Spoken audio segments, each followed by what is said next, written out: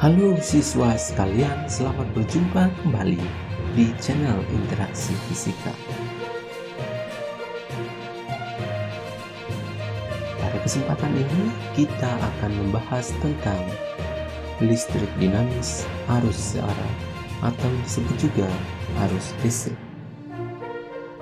Dan ini adalah video pembelajaran listrik dinamis arus searah bagian yang pertama. Pada pembahasan ini, kita akan membicarakan tentang arus listrik, hukum Ohm, serta hambatan dalam konduktor. Mari kita mulai. Setiap hari, kehidupan kita sudah hampir tidak dapat dipisahkan lagi dari kebutuhan akan energi listrik.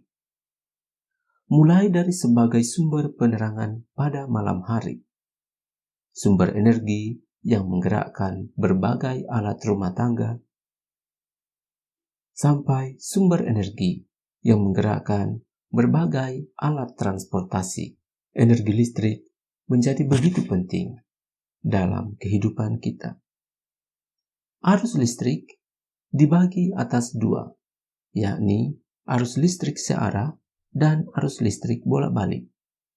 Arus listrik searah dalam bahasa Inggris disebut direct current, disingkat DC, dan arus listrik bolak-balik disebut alternating current atau AC. Sumber listrik arus searah misalnya adalah baterai atau aki, juga termasuk sel surya. Sedangkan sumber listrik bolak-balik adalah contohnya generator dan sumber listrik yang kita peroleh dari rangkaian listrik PLN, yang biasanya bersumber pada generator-generator yang dibangkitkan oleh pembangkit listrik tenaga air, pembangkit listrik tenaga bayu yang banyak digunakan di Indonesia. Untuk memahami tentang arus listrik, mari kita perhatikan rangkaian berikut. Berikut ini rangkaian listrik sederhana yang terdiri dari sebuah lampu, sebuah baterai, sebuah saklar, dan kabel penghubung. Mari kita lihat apa yang terjadi ketika saklar ditutup. Ketika saklar ditutup, di dalam rangkaian mengalir arus elektron dari kutub negatif baterai menuju lampu dan kemudian keluar dari lampu dan kembali ke baterai melewati kutub positif baterai. Adanya arus elektron yang mengalir dalam rangkaian membuat lampu menyala. Dan ketika saklar dibuka, maka arus elektron yang mengalir dalam rangkaian menjadi berhenti dan lampu tidak menyala. Dari animasi ini kita melihat bahwa elektron mengalir dari kutub negatif baterai ke dalam rangkaian, lalu kembali ke baterai melalui kutub positif. Jadi, ketika lampu menyala, kita mengatakan bahwa lampu tersebut dialiri oleh arus listrik. Namun, apa sebenarnya arus listrik itu? Arus listrik terjadi di dalam rangkaian ketika di dalam rangkaian terdapat aliran muatan. Dan aliran muatan dalam rangkaian adalah aliran muatan-muatan negatif yang arahnya dari kutub negatif baterai masuk ke dalam rangkaian dan kembali ke sumber tegangan melalui kutub positifnya. Atau bisa dikatakan elektron mengalir dari tempat yang potensialnya rendah atau kutub negatif ke tempat yang potensialnya lebih tinggi, yaitu kutub positif. Aliran elektron di dalam rangkaian ini membuat lampu menjadi menyala. Namun hendaknya dipahami bahwa arah pergerakan elektron di dalam rangkaian berlawanan dengan arah pergerakan arus dalam rangkaian. Jika elektron bergerak dari kutub negatif ke dalam rangkaian dan kembali ke sumber tegangan lewat kutub positif, maka arus listrik dianggap mengalir dari kutub positif baterai ke dalam rangkaian dan kembali ke baterai melewati kutub negatif. Arus ini disebut arus konvensional. Jadi sekali lagi, arus listrik konvensional mengalir dari kutub positif baterai ke dalam rangkaian, lalu kemudian kembali ke baterai melalui kutub negatif. Arah arus konvensional berlawanan dengan arah elektron. Disebut arus listrik konvensional karena sebenarnya tidak ada muatan yang bergerak dari kutub positif baterai ke dalam rangkaian dan kembali ke kutub negatif baterai. Ini hanya kesepakatan saja untuk memudahkan menganalisis rangkaian listrik. Secara definisi, kuat arus yang mengalir dalam rangkaian adalah laju perubahan muatan yang melewati satu titik di dalam konduktor tiap detik. Atau ditulis dalam bentuk diferensial, I sama dengan deki per detik. Dalam bentuk delta, persamaan ini bisa ditulis I adalah delta Q per delta T, di mana delta Q adalah jumlah muatan yang mengalir pada selang waktu tertentu dalam satuan Coulomb, delta T adalah selang waktu dalam satuan Scott, dan I adalah kuat arus yang memiliki satuan ampere. Dari persamaan ini, kita mengetahui bahwa 1 ampere setara dengan 1 Coulomb per sekon. Selanjutnya, hukum Ohm. Hukum Ohm membahas tentang hubungan antara beda potensial, kuat arus, dan nilai hambatan. Rangkaian berikut memperlihatkan rangkaian sederhana yang terdiri dari lampu, baterai, dan sebuah resistor. Resistor adalah hambatan listrik yang berfungsi menghambat lajunya arus di dalam sebuah rangkaian. Terjadi ketika saklar ditutup. Ketika saklar ditutup, akan mengalir arus dalam rangkaian seperti yang terlihat pada animasi, dan lampu menyala. Perhatikan nyala lampu dan kecepatan aliran arus. Sekarang apa yang terjadi jika baterai yang berada dalam rangkaian kita tambah menjadi 2? Sekarang kita nyalakan rangkaiannya. Perhatikan bahwa arus yang mengalir akan lebih cepat dan lampu menyala lebih terang. Rangkaian pada keadaan kedua ini menggunakan resistor yang sama dengan rangkaian pada keadaan pertama. Dari sini kita melihat bahwa jika sumber tegangan baterai dinaikkan, maka arus yang mengalir dalam rangkaian akan bertambah. Jika resistor tetap. Inilah yang dimaksud dengan hukum Ohm.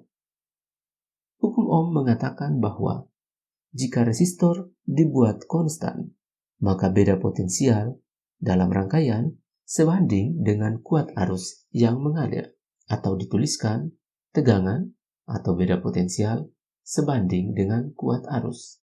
Besarnya perbandingan antara tegangan dan kuat arus dalam rangkaian sama dengan nilai resistansi atau nilai resistor. Ditulis dengan persamaan V dibagi I sama dengan R, atau V sama dengan I kali R, di mana V adalah tegangan dengan satuan volt, kuat arus dalam satuan ampere, dan R adalah hambatan yang bersatuan ohm. Selanjutnya, hambatan konduktor.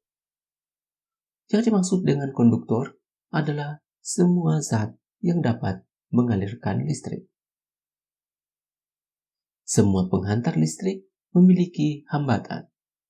Nilai hambatan dari sebuah konduktor bergantung kepada 3 hal, yaitu hambat jenis penghantar, panjang penghantar, dan luas penghantar. Nilai hambatan sebuah konduktor berbanding lurus dengan hambat jenisnya, atau semakin besar hambat jenis, maka semakin besar pula nilai hambatan. Besarnya hambat jenis bergantung kepada jenis konduktornya masing-masing. Sedangkan panjang penghantar juga berbanding lurus dengan besarnya hambatan. Semakin panjang penghantar, maka semakin besar pula hambatan dari penghantar tersebut. Selanjutnya, luas penampang berbanding terbalik dengan besarnya hambatan konduktor tersebut. Jika luas penampang semakin kecil, maka hambatannya akan semakin besar. Dan sebaliknya, jika luas penampang semakin besar, maka hambatannya akan semakin kecil. Ketiga karakteristik ini dapat dianalogikan dengan keadaan jalan. Semakin luas jalanan yang kita lalui, maka kemungkinan mendapatkan hambatan pada jalan tersebut akan semakin kecil. Sedangkan semakin sempit jalanan, semakin kecil luas dari jalanan yang kita lalui, maka hambatan untuk melalui jalan tersebut akan semakin tinggi. Demikian pula dengan panjang penghantar. Dapat kita analogikan dengan jalanan.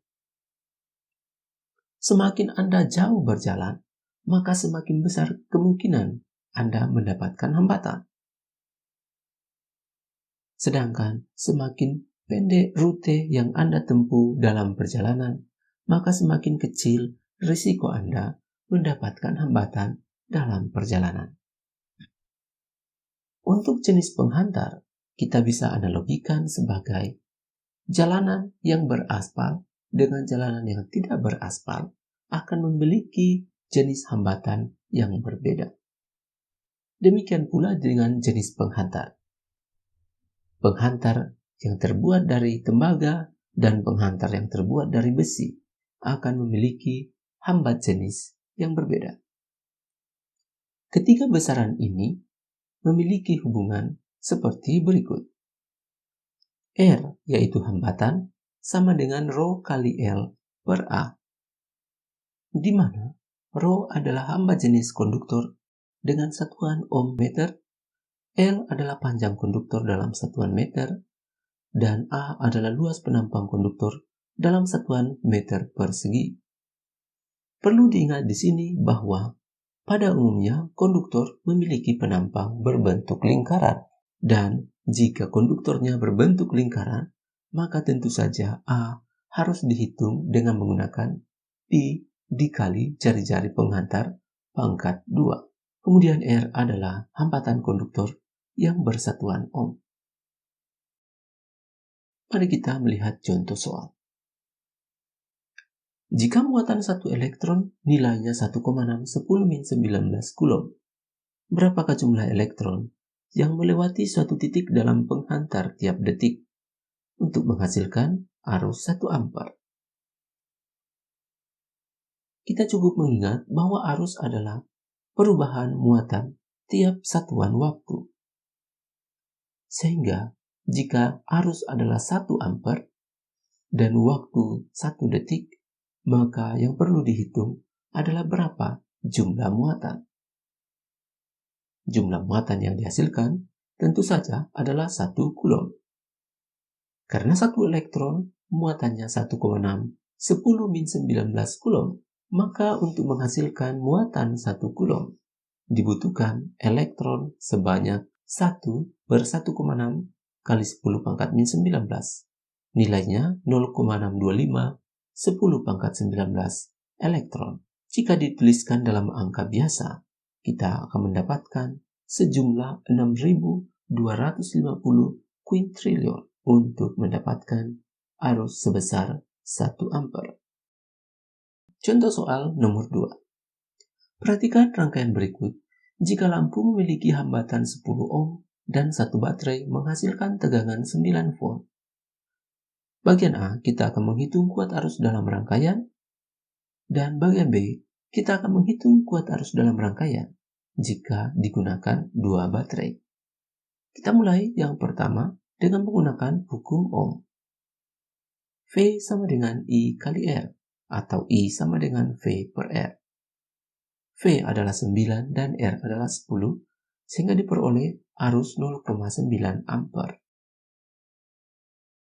Bagian kedua, jika digunakan 2 buah baterai, maka tentu saja tegangannya menjadi 2 kali lipat, yaitu 18 volt.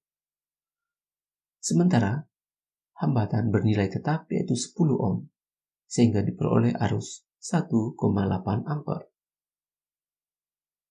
Contoh soal ketiga. Dua buah kawat penghantar terbuat dari bahan yang sama. Panjang masing-masing kawat L1 dan L2, di mana L1 sama dengan 2L2. Jika penampang kedua kawat berbentuk lingkaran, dengan jari-jari masing-masing R kecil 1 dan R kecil 2, dengan perbandingan 2:3, berapakah hambatan kawat kedua jika hambatan kawat pertama adalah 10 ohm? Jadi untuk soal ini kita menggunakan hambatan pada kawat penghantar.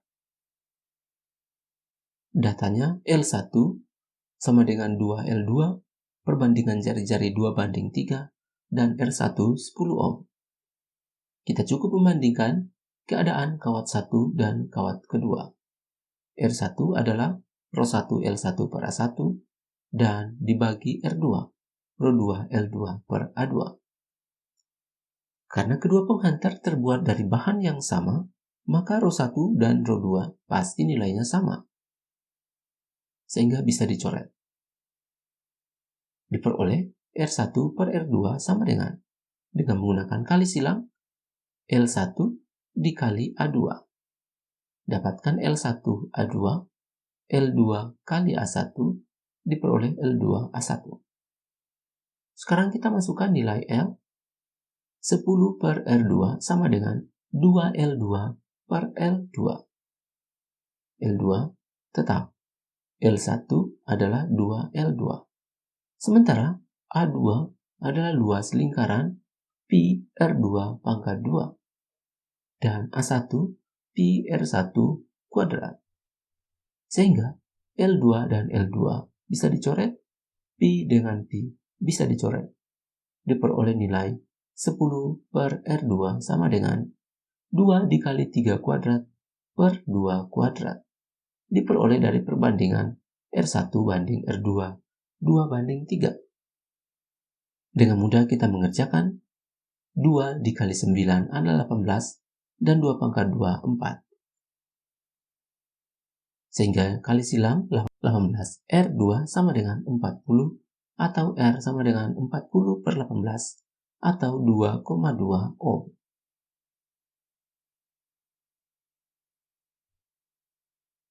Selanjutnya, kesimpulan. Perhatikan rangkaian di bawah ini. Pertama, elektron mengalir dari kutub negatif baterai ke dalam rangkaian, lalu kembali ke baterai melalui kutub positif, ditandai dengan jalur putih dalam rangkaian. Ini adalah arah gerakan elektron dalam rangkaian. Sedangkan arus konvensional atau arus listrik mengalir dari kutub positif baterai ke dalam rangkaian, lalu kemudian kembali ke baterai melalui kutub negatif, ditandai dengan garis berwarna pink pada rangkaian.